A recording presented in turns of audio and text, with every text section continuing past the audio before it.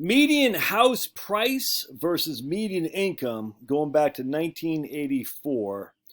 I always like to look at this stuff. Median household income is in the blue, and that's going to be on the right axis. Okay, so right here, this is from the St. Louis Fed. I just love this kind of stuff, man. And so you can see the median house income was right there at $22,415. The median house was $78,200. So that's let's see, 20. What's the ratio of household income to sales price back then? So household income was, how much was it again? It was 78 to 22. 78 to 22. All right. So we're going to take our trusty calculator. 78 to 22. So that meant it took 78 divided by 22. 3.5 years of income to buy a house. Oh, that hurt. I just can't freaking put my foot up in it. Oh, ouchies. All right.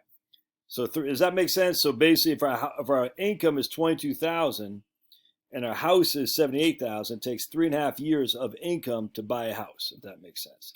All right, so let's fast. Remember, oh my goodness, interest rates. Whoa. Now we got.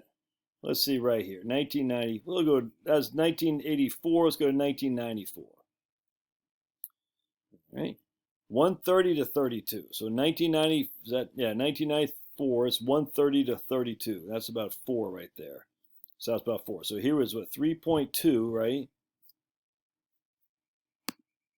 3.5, and 1994 is 130 divided by. I get the right. Well, I can't get both. That's weird. 130 divided by 30 or something like that. Maybe it only gives Q1.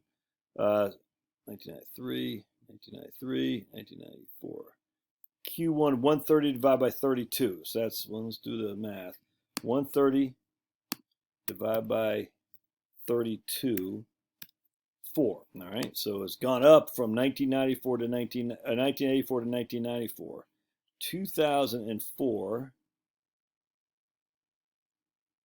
44 to 212. 44 to 212. 212 divided by 44. 4.8. Now, what was that? 2004. 4.8. So you can start to see it's getting very, very expensive. 2014.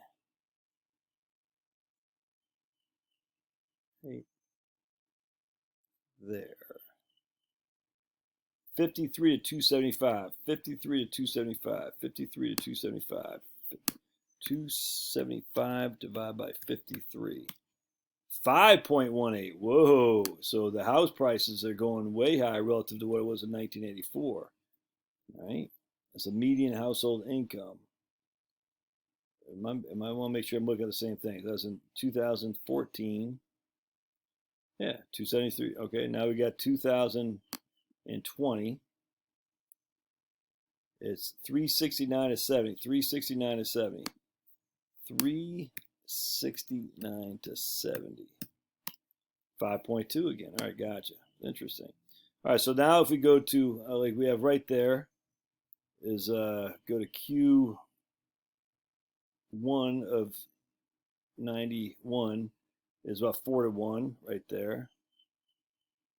And I will go Q1 of 20,000. It's about 4 to 1. And now we're about 5 to 1. So basically it's taken 5 years to get to the median sales price, because this median sales price of home sold. All right. So let's go back. So here's the Census Bureau. And remember, the Census Bureau underestimates income, the CPS, the current population survey, the Census Bureau does. But we're going to go with it. And this is mean, not median. I want to do that. So we're not really comparing apples to apples here like we just did, but I thought it'd be interesting nonetheless. And it goes back to 1968. We'll look at the middle fifth. All right. That'd be the median. All right. So 50% has more, 50% has less. Again, the mean is different, but in terms of the median of the quartile or the quintiles, if that makes sense. All right. And again, this is not inflated dollars. It's the current dollars from back then. So then we're going to look at, I had the other thing up here. Hold on a sec. We're going to go to 1963 for median household sales price. Again, this is sales price, not value of your house. So I just want to be clear. Ooh, those horns from Betsy. Look at that. Ooh. So median sales price are houses that actually sold. All right. Median income was what we did initially, but now we're using mean, which is average. And there's some suspect numbers are average. And then when it comes to population survey from the Census Bureau, we know that their income is very suspect as well. But it's fun, man. I like this stuff. All right, so let's keep going. So now we're going to show the median sales price, and we're going to go. What was these? Hold on, just a second. We'll go to. So let's go back to 1967. The median, the mean 50% of the houses made 7,000. I can't tell what month that is. So we're going to say 1968, $7,680. $7,680 in 1968. And then over here, 1968, the house was worth Q1 24,000. So 7,680, 24 divided by 7.6. That's 3.1. Interesting. Let's go to 1973 was 10,471. 1973. Yeah, about 3 to 1 there too. So yeah, the price of a house has gone up. Well, let's go to we'll say 1977, 13,579. 1977, 46. Yeah, about 3 to 1. So it's gone up from 3 to 1 to now it's 71,000, and now it's, again, these are sale houses. It's not the value, but we're going to go with it because that's a sale price, what you would have to use to sell your home. So 449 minus or divided by 71, yeah, 6.32 because the income's, again, underreported. But that's in 2022. Let's go, that's in 2021. Why we can't use that? We got 2021 right there. We got scratch that last part. So 370 divided by 71 is 5.2. Yeah, there you go. So the house relative to the income that we have has gone up without question because they underreported income, but they underreported income back then as well. And the sale house price is pretty explicit. It is what it is for what it's sold for. So it's gone from about 3 to about 5.21. So it used to take 3 years. So that's a 60% increase in terms of time. You need what does it say for simplicity? 5.5 years to pay off a house before you needed 3. And that's a fact, Jack. Now, what can be attributed to that? The crashing dollar? No, that's just stupid. The crashing dollar isn't the cause of it. So let me show you what is. Check this out. 1 second. There we go. Average size of U.S. homes has tripled since 1950. Isn't that crazy? Tripled since 1950. Tell me that's not nuts, man. Look at that. So the average size in 1960 is 1,200 square feet, 1,500 square feet. Now, and that was in 2016. This was written 2016. So let's see what the average house size is now today. Well, of course, they're building less because they're freaking median size of U.S. single-family house in 2021. Let's take a gander. Median size in 2021, 2,057 square feet. Now, even that's gone up by 10% in the last 20 years. 2273. Yeah, so it's gone up by 220. Yeah, it's about 10%. It would be more than 10%. That's 11%. Isn't that interesting? Check this out. Guy. My wife's house when she grew up. 1,700 square foot. Not sure if that includes the basement. Look at that. 11 people in that house, my friends. 11 people in that house. Look at that. It's my wife's house. When her mom died in 2006, we sold this house in 2007 for, where was the price? Right there, $225,000. And now it's worth $430,000. And that's the house right there. And they fancied it up since I didn't live there, since they lived in there. 11 people in that house, dude.